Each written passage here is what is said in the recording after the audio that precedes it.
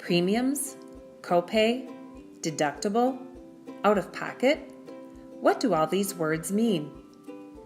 This quick guide can help put an ease to your worries by helping better explain the buzzwords associated with your healthcare expenses. Premiums are an important part of your healthcare expenses.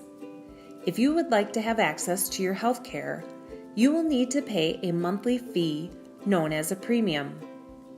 Premiums can vary from plan to plan, so make sure you understand the cost of your premium.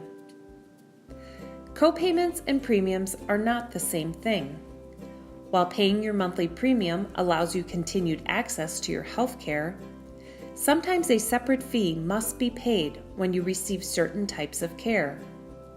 For example, filling a prescription, visiting your PCP, or even emergency services can all have a required copayment. Copayments are not included in your monthly premium, and it is important to understand what copayments you may be responsible for when receiving care. You may have heard the word deductible thrown around, but what does it mean? A deductible is a yearly set amount that you will pay for your health care before your insurer helps you pay the costs. This is important to be aware of so that you know if you must pay a set amount before your health coverage will assist in payments. But what happens after you have met your deductible? If you have met your deductible, you will begin to pay for a percentage of your health cost while your insurance pays the remaining percentage.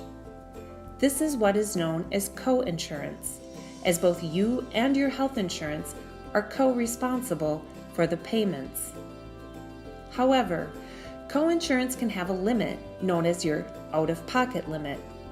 Your out-of-pocket limit is the max amount of money you or your family will pay during a coverage period.